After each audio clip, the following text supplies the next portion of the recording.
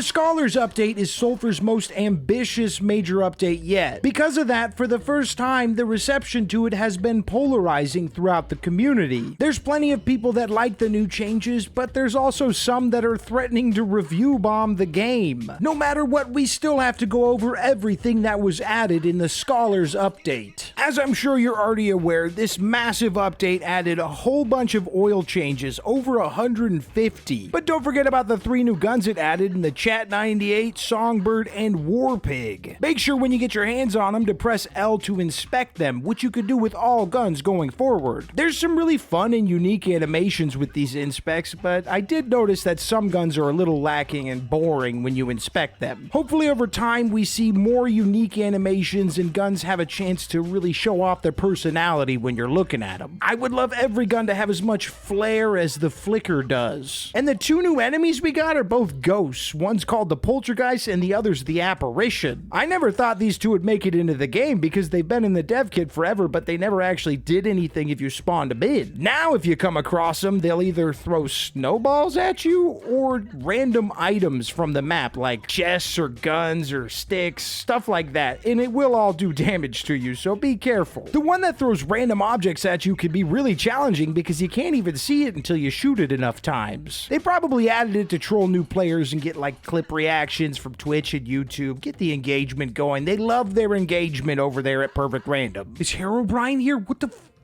What is going on? They added that. That's not been there.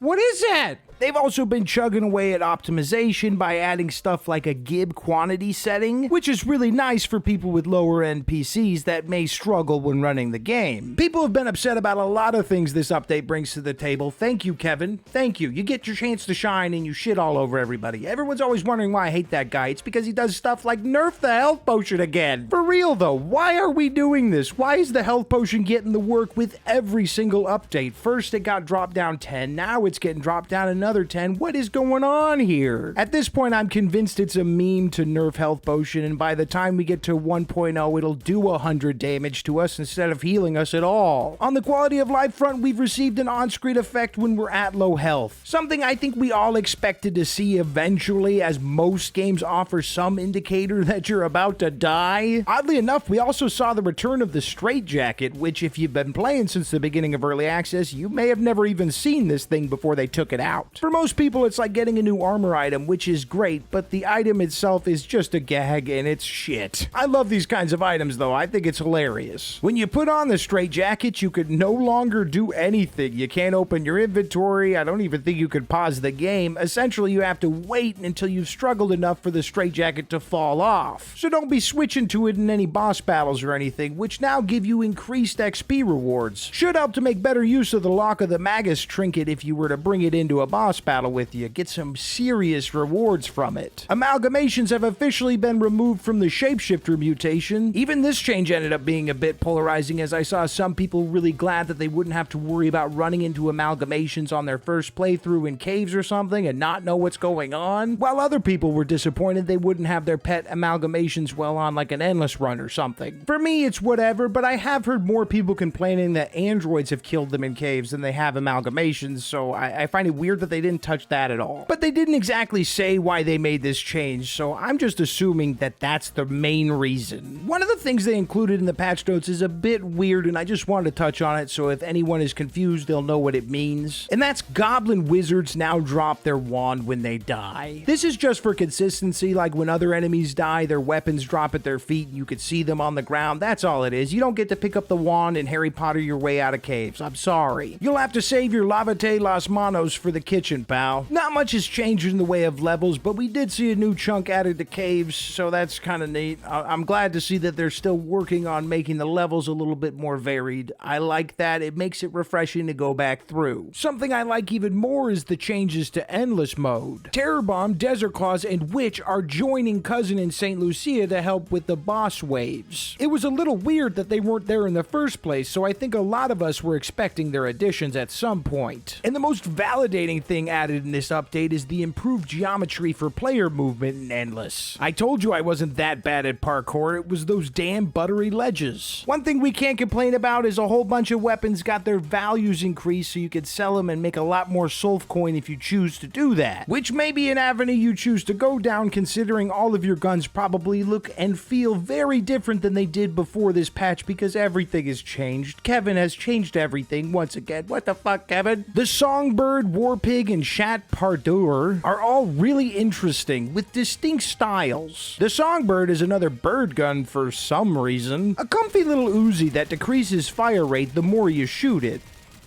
Ironically, it could have benefited heavily from the old infinite ammo oil combo that was removed with this patch. The Chat-98 is a hard-hitting LMG with a small ammo count of 20. It also has that classic gimmick of not being able to reload until it's empty. I can see now why they waited to release these two guns until after all the nerfs. The Warpig is the real standout to me, and it's the powerhouse of the trio. It's all gun, baby, no gimmick. Artistically, all three guns look amazing, and they have their own different niches to them. I like them all. To start the new gun building journey we're going on, I recommend getting your hands on them from either Stiff Leg or Kiosk Secret Menu, or you could just find them the old-fashioned way by blowing stuff up or opening chests. Either one will work. I know I didn't go into great detail about these guns, but I plan to do a video going over them, making some builds about them once I get more accustomed to all the oil changes and just everything that's going on. Speaking of which, obviously the Scholar update has made a lot of the information in my previous videos obsolete. And I gotta be honest, I have no fucking clue what they plan to do next. So I won't be touching any of my older videos until at least 1.0. Then I plan to mark them as early access or pre-1.0, something like that. No one knew they'd be making all these dramatic changes in one fell swoop, but I have made warnings in the past that it's early access and everything is subject to change, so y'all knew that this could happen. The thing I might love the most about this update is that finally barrels are actually different from one another, something that helps greatly with gun customization and building. Now they don't only just affect spread or movement speed, but also damage, durability, crit chance, and more. Not to sound like a broken record, but I'll probably do an entirely different video breaking all of them down and coming up with some ideas that maybe we can better utilize them. You know, I just don't have 2 hours to sit down and go over every single thing, but I am providing you with every single thing, alright? It's still everything that was added, but it's so fucking big, and I'm sure you guys want to hear about it right now. You don't want to wait a month for me to get a 3-hour video breaking down this insane patch. Just like any major update, there's plenty of bugs to be had in Sulfur.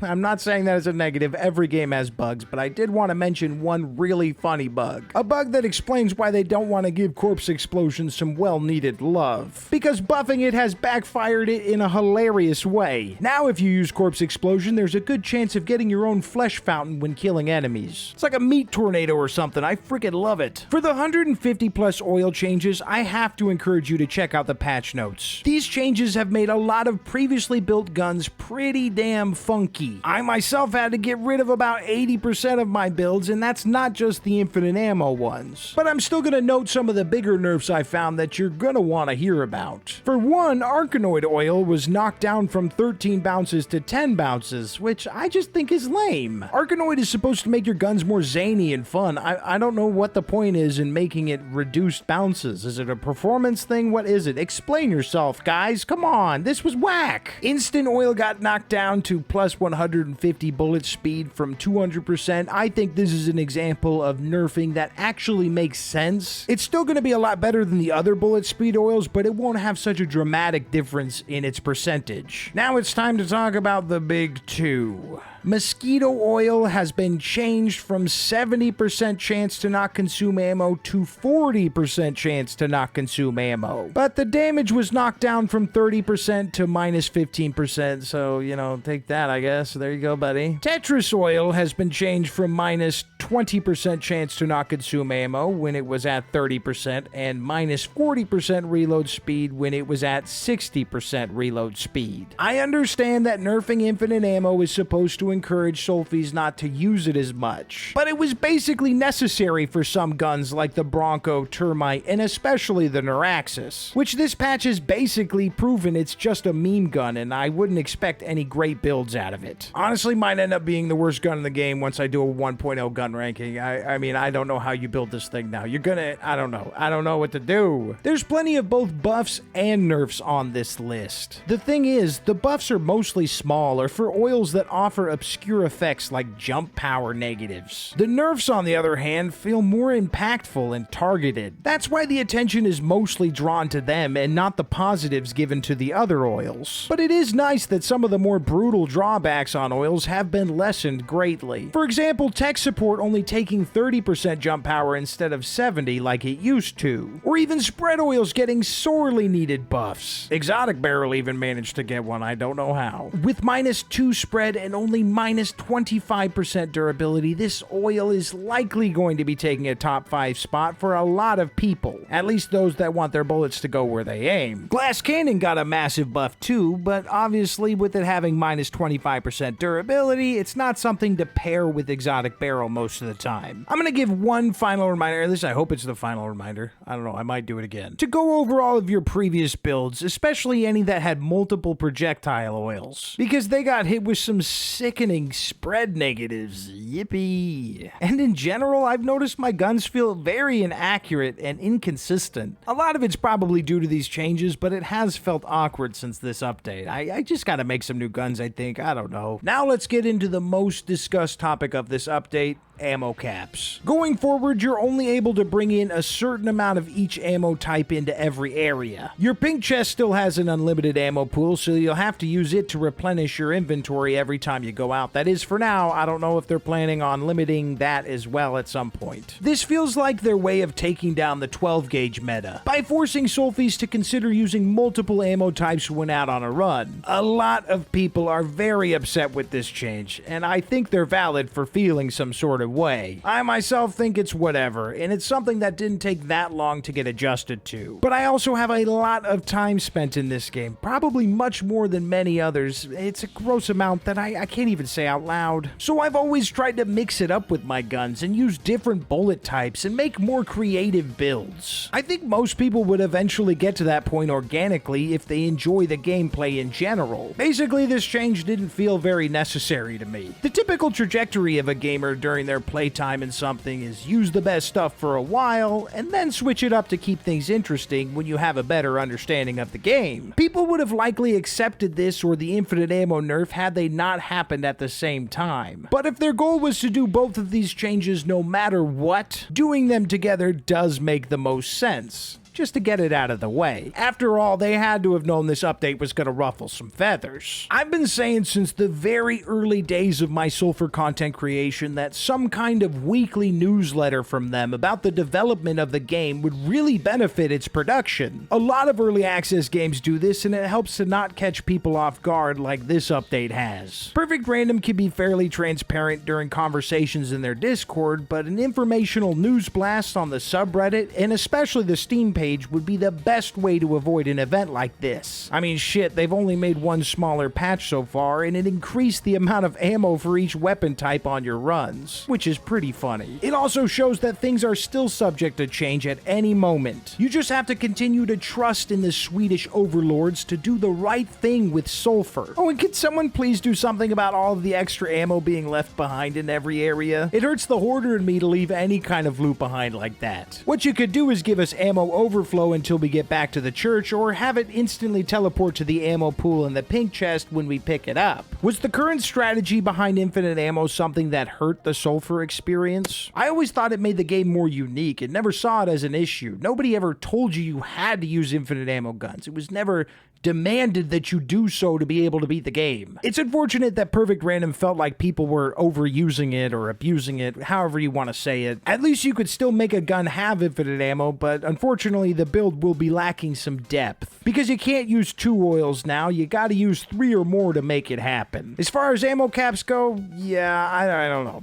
Hopefully their intended result comes to fruition and they feel satisfied in the way that people are mixing it up as they play through the game. Whether you like the changes brought brought to the game from the Scholars update or not, I think we can all agree that this is the first and hopefully last controversial update for Sulfur. However, I'd like to see them take big swings like this, less in the changing the fundamentals of the game department and more in implementing creative ideas. But at least they're trying and doing what they think is best for their baby. When it comes to creative endeavors, it's okay when something you think is a great idea ends up being polarizing. You still gotta take big swings from time to time, and you have to try your best not to crash out when you get unfavorable reviews. Shit, I myself thought my Dog Witch video was gonna do way better than it did. I took a swing by doing a review that only really focused on the warm feelings in my belly. A cute, light video for a cute game. It ended up not doing very good on YouTube, and that's okay, even if I put in a whole bunch of time and effort into it. I hope Perfect Random is able to look past the toxic responses and filter out the constructive ones with all the negative feedback for this update. Because for the people that aren't being toxic about it, there's nothing wrong with not loving the changes that were made with Kevin's update. And you should voice your concerns about the current and future state of Sulfur. You paid to be here, your opinion matters just like everyone else's. You bought it in early access to not only watch its progression to a full product, but also give critical feedback, hoping that it can be the best possible experience for most people. If I'm being transparent, I don't love a lot of the changes in this update. I've mentioned multiple times before that I don't love nerfs in PvE games, and this featured a hell of a lot of nerfs. I've always had hope that people will try everything they can in a game and try to get their money's worth and not just use the same things over and over again, and I thought that Sulfur's got a huge playground to work with and a lot of different things to play around with. I don't know, I just don't love the idea of hindering people's experiences like this. It's not my favorite thing. But there is some great stuff they added in this update, and I still trust them 100%. They're not the first devs to try to remove some powerful metas from a game, but it's always going to be a losing battle, and something new will become overly used and take the place of infinite ammo in no time. I'm not saying there won't be more diversity, but something will sit at the top as the best option for man-stopping in Sulfur. But I think their intent was making the game harder by crippling such powerful strategies. That makes sense, but unfortunately it does strip away some of the wackiness we were getting from gun customization. This could mean the route they want to go on for the future of the game is more focused on difficulty and less on absurd gun building.